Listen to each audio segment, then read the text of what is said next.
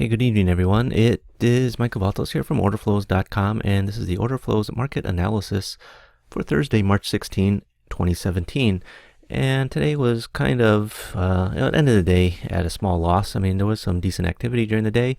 Stock market was steady with the Dow posting a very tiny loss at 20,934. Rates bounced higher after yesterday's post-FOMC dip with the 2-year yield up about 4 basis points, I think it was, to 1.34. And gold moved higher, up $25 actually to 12.26. So hiring was up, jobless claims down, housing is chugging along. So first, a brief disclaimer. This presentation is for educational and informational purposes only and should not be considered a solicitation to buy or sell a futures contract or make any other type of investment decision. Futures trading contains substantial risk and is not for every investor. An investor could potentially lose all or more than the initial investment. Risk capital is money that can be lost without jeopardizing one's financial security or lifestyle. Only risk capital should be used for trading, and only those with sufficient risk capital should consider trading. Past performance is not necessarily indicative of future results. The tools I use in this presentation today are the Orderflows Trader, the Valtos Flip, the U-turn, and the transition. And, first market that I'm going to talk about today was the 5 years. Early, the first couple hours of trading, it was very, very uneventful. It was a bit like watching paint dry in the minis S&Ps. We were in a very tight range most of the morning. Let me just find my chart here. Of course, I can't find it now, but here we go. There was something very striking. Something stood out so much in the order flow that, if you didn't notice it, if you're not using order flow, you're missing out. I don't want to sound like a shill for order flow, but you know what? The information you get from order flow is head and shoulders above anything else you're going to, not using it. I don't say anything else, but, if you're not using a footprint chart, you're really leaving out a lot of information, that can be used for trading. And so what happened here, this was the 5 years this morning. And, we're just sort of, coming into 7 o'clock, just sort of trading along this, this 02.5 to 00.5 area here. So about a 2-point range, more or less. And then you get to this area right here, and look at this volume: 12,000 on the bid, 17,000 on the bid, negative delta 11,000. It's quite strong. 5 years, yeah, you do get good numbers. You get 3,000, 4,000, 5,000 quite normally. But here you're getting not an outlier, but a big number. So here at this price, you got 25,000 going through. Here you got another 20-some thousand going through. So, you do the math. What is that? 40-some thousand contracts supporting the market here. Again, 5 years, you do get good volume. You can see here 6,000, but this one is just a shade stronger. And the other thing is, look at this delta, minus 11,393. Now you think, shit, such a big delta. Why aren't we trading lower? It's like that old Hillary Clinton, that video, oh, why aren't I 50 points ahead in the polls, you might ask. Well, in this case, why you have such a strong negative delta, you got everyone and his brothers selling into this bid here, but there are buyers stepping up and absorbing all that selling. They're standing there, palms in, to take it from the old floor example, palms in, one bid. People are, sell it to you.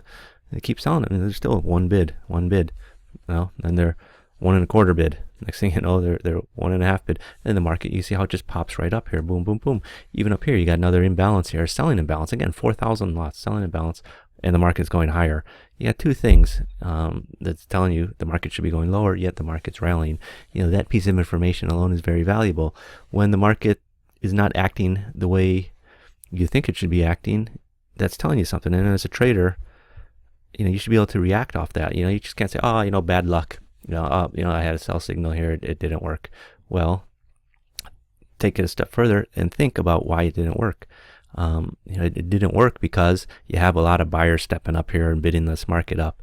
And you can see the market, again, it went up from 2.5, got all the way, up here, sort of goes sideways 4.5. Before working its way back down a little bit later. But you know what? You have this area here. So you're getting long in here. You don't even need to wait for this bar to finish. here, once we start coming up here, we got a new bar formed.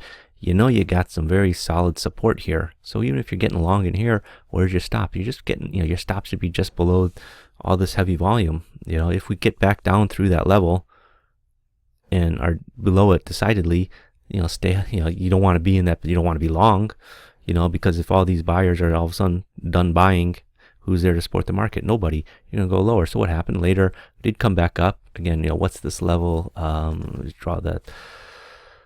Let's just draw a line here. Okay, so we'll call it that level, 01.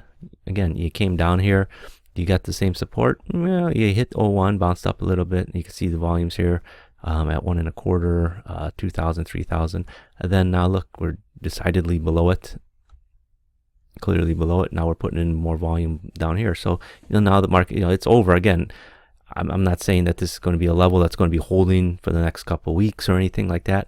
I'm saying in the near term, the market's telling you, hey, there's support here. Okay. And then you can see as you came back down again, you bounced up once, twice. So before breaking through it. So that was the most interesting thing in that market this morning. Take a look at the S&Ps real quick. Okay, so the S&Ps, this is the 10 range chart. And, this is something I found very interesting this morning, coming into this morning. It was very quiet. It quieted down, obviously, from all the fireworks yesterday. And we had made this high in the morning, around 3 o'clock in the morning. This bar closed, finished at 3:33 in the morning. Then you go into the next bar, okay, but you got your high up there, and look at this, you got a big strong negative delta, you got a divergence. This red line is an indicator, it's the price rejector, but you're at the high, strong negative delta, very strong. And then again, another negative delta, next bar off the high. And again, you're coming off the high, again, negative delta, negative delta, negative delta. So since 3 in the morning, it's all been selling, you could just 2,000, 2,000, 1,200, 1,200, 1,600. You come into the cash open, you're trading down here around 83, 84. This is the cash opening area. And then you just go sideways for the next half hour, back and forth. You got a couple positive deltas finally, 2,000 and 4,000. Okay, but you're just going sideways. Why isn't the market rallying? Okay, you're starting to get some decent positive deltas. That's a sign of market, buyers are in. Maybe we can start to rally, but then what happens? Boom, you get the negative delta again, 3,000. And then this one here, you finally broke out of this range that you had been in back here, right? You've been trading basically between 84.5 and 82. You finally broke out of that area. You got down below 82, strong negative delta, 5,000 coming. Okay, so you're just right off the low. And then you hit the low, make a new low here by a couple of ticks. Then you start going sideways. And again, the big selling comes in here, minus 7,000. This morning, up to this point at 10 o'clock, it was just, from the high that you had made at 3 o'clock rather, until 10 o'clock, it's been predominantly selling. So is the market, you think the market's going to all of a sudden rally off that?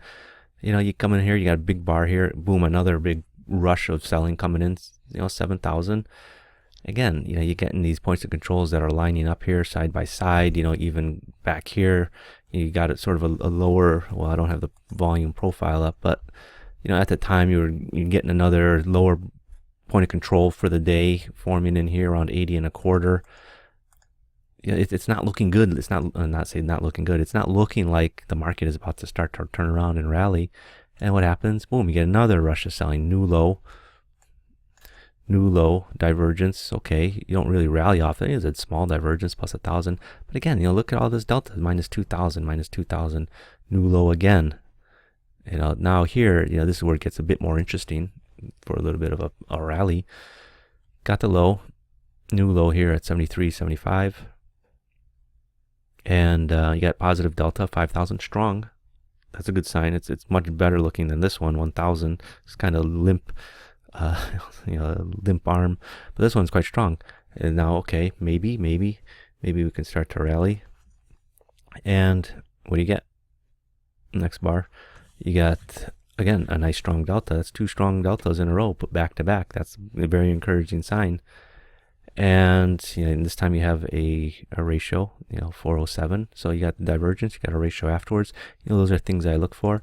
And then in the next bar, the third bar, you finally get a push up, a couple points. Wasn't the biggest rally. Then you just sort of go sideways over the next few hours. So I was excited here that we could get a nice big rally off this. But again, it was a rally. Where'd it go? It just went right up to unchanged, which is pretty much where we settled for the day. So, even though I was getting really excited here that, hey, we could, be rallying from this low all the way back up, I remember looking at it thinking, hey, our high is 88. If we could rally from the low up to the high, you're looking at 10 full points. And in the end, it went where to go. Instead of from 78 up to 88, it went from 78 more or less up to 80. You got a bearish ratio here. You got some stopping volume up there, 2049.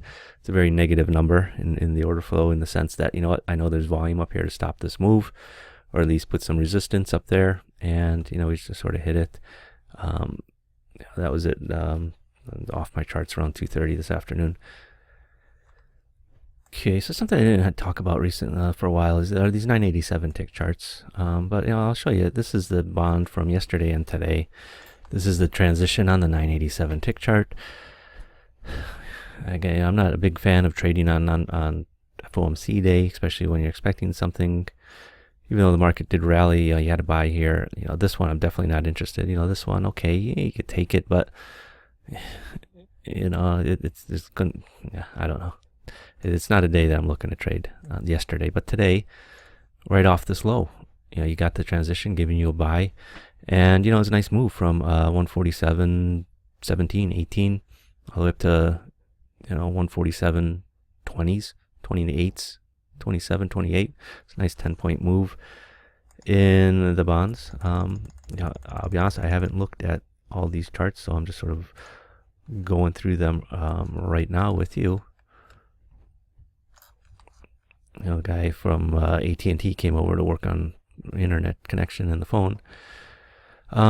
Okay, so this is to the transition in the 987 crude chart. Actually, I should probably be rolling my crude chart tomorrow.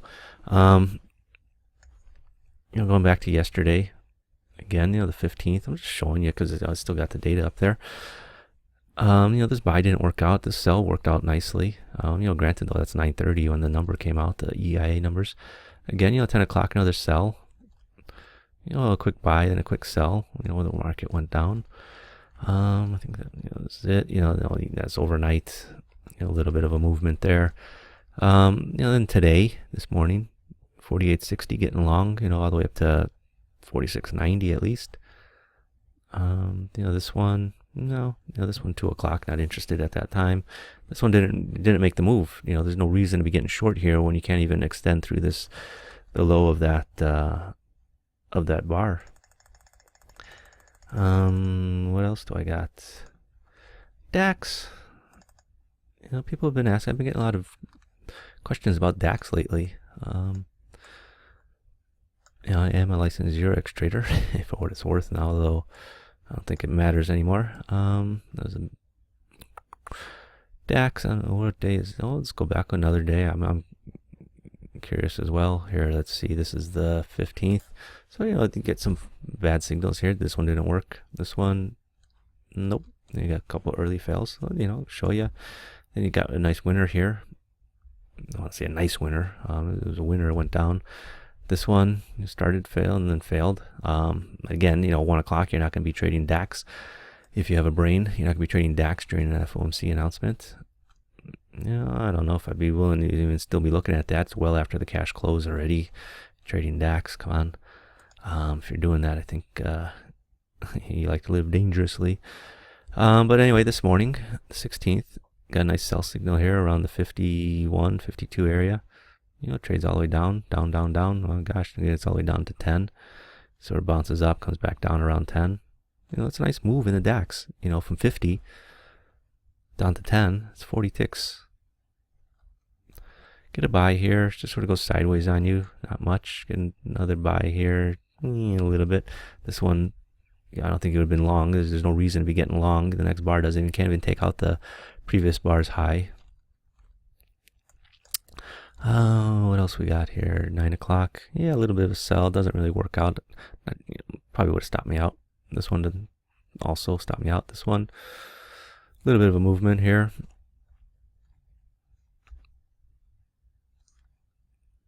And this one, again, I like to let the market take me in. This one sort of takes you in and just goes sideways. This one takes you in here. Again, depending on where you got your stop, assuming you're getting in here at 50, 53, 55, worst case scenario, 54 and a half. You should have a stop down here at least, 45. So that probably would have stopped you out. This one gave you a decent, decent entry. This one I don't think this one should not have stopped you out. But again, it's a move from 63 all the way up into the 80s. So that's another 20-point move. The last market I'll look at is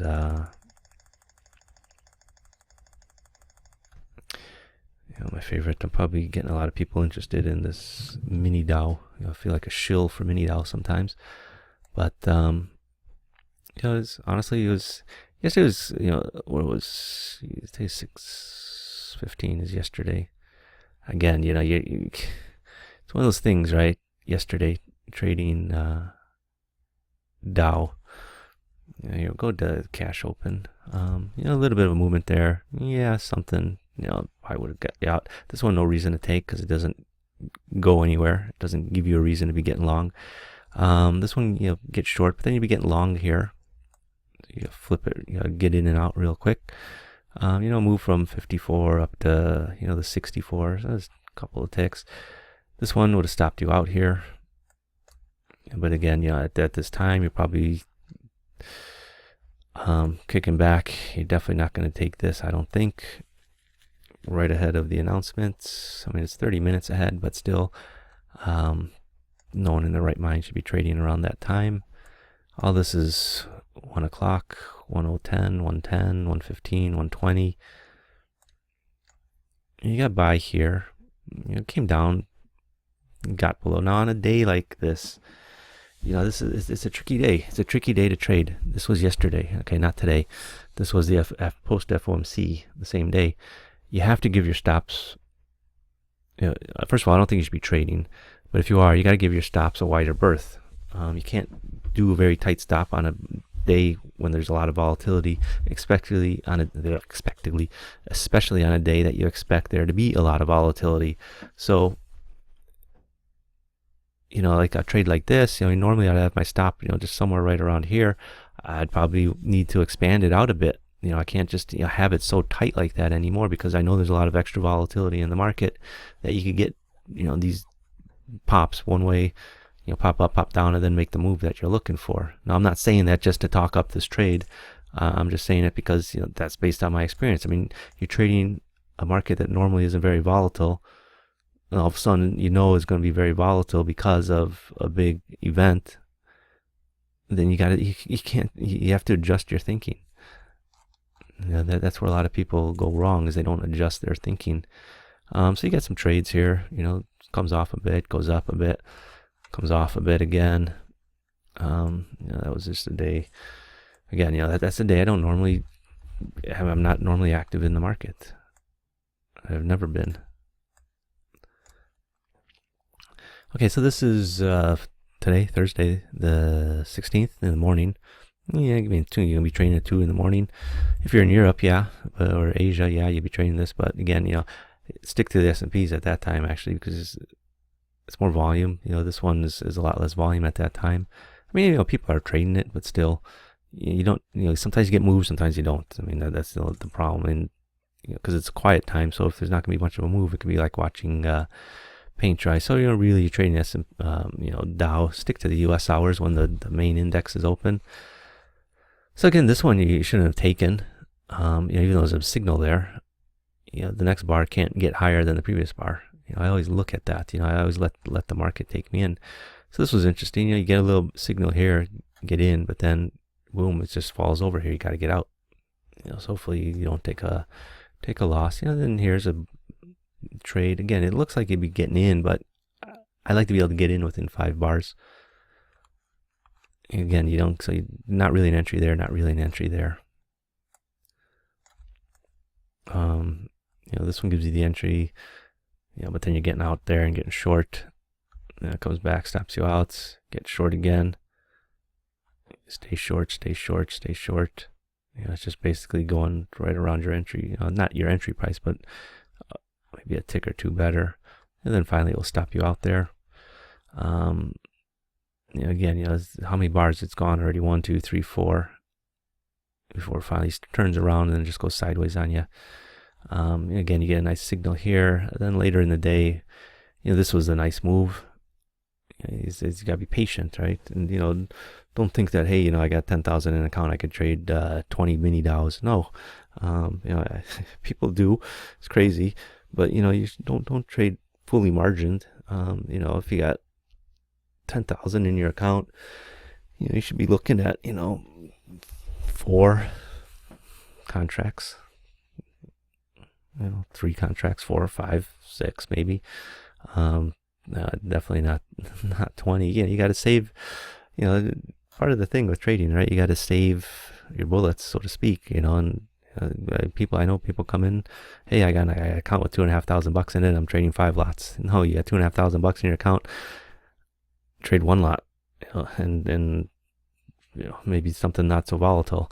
But anyway, I'm not gonna, people are gonna do what they're gonna do. You can sit there and tell them, don't do it. Sometimes I've worked with traders, I feel like I need to do an intervention with them, but at the end of the day, it's their money.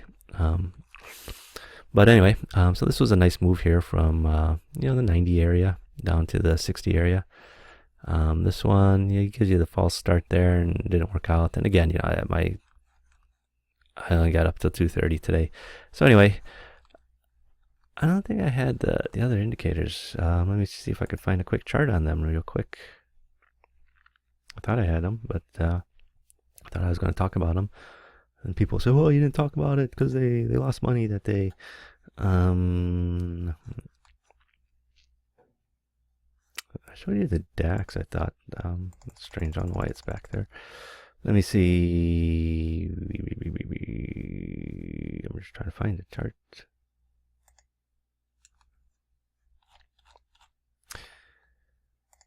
Oh, gosh. Let me pause this. Okay, so this is the flip. This is the DAX 8 range chart. I don't run the flip on all the charts. It's the flip is designed for very short-term trading. I say short-term, but then I know people that use it for a bit longer, and it's one of those indicators where you can get a series of losses, and then boom, you get a massive winner. So it's not for the faint of heart. And like here, you get a buy signal, and it just goes sideways on you. This was yesterday. This was on the 15th. This one, again, didn't really work out. I say didn't really work out, but if depending on the type of trader you are, again, I know people that like to scalp for just a few ticks. They're happy with something like this. Here it pops up and comes down before, sorry, I don't want to talk about that. That's 1 o'clock. 1:30. This is the FOMC again. I don't advocate trading DAX after the FOMC announcement. Wait till the next day. So. And again, it's if you're scalping a market, ideally you want to do it during cash hours. I find it more effective, better movements, and more liquidity. Now people say, well, if you're scalping S&Ps during the cash hours, you got thousands up. It's gonna be hard to get it done. Yeah, but I find the moves better personally. So anyway, DAX. Let's see how this flip did. A little move down here, a little move up there, a little move down there. Kind of sideways. This one. No, this one, again, nice move from, what is that? 12, I don't know, we'll call it here 160. Down to whatever, 145. Buy here, it starts working out, then fails miserably. This is a sell, but then came right back with a quick buy. And again, you're buying it around, I don't know, 15, 20. It goes all the way up to the 30s. The sell, a little bit of a movement there. Here you get a quick buy, it turns around, becomes a quick sell. And again, 12,100. Where's it trade down to? Trades down to the 80s. It's 20-point move. Can you take a small loss like this and be patient enough to catch the big winners when they come. Here it flips. I mean, this is what the whole flip is about. Sometimes you get this head fake here, and then it shows its strength there. So you get your fake sell. I'll say fake sell, but you get your sell that's it just flips on you, and you come right back up. You get a little bit of movement there. Again, here's a nice one. You're getting short here, somewhere here, 70. If it goes down here to 60, just goes sideways, probably would have gotten out. Then again, it's getting you short again here around the 55 area, down to the 45. Up till 230. So anyway, I showed you a bunch of charts. Hopefully you get some ideas of what you want to do with the market when you're trading and what to look for. It's easier when I talk about order flow, what things to look for, rather than I just talked about an indicator on a chart. But you know what? I created the indicators because some people don't want to necessarily, I'll say, not learn order flow, but have a hard time grasping the concepts initially. So they need something that shows them, certain patterns, certain things in the market. That's why I created the indicators. So thanks for watching this, and to learn more about trading and software used in this presentation and how you can profit from order flow, visit my website, www.orderflows.com. Thank you.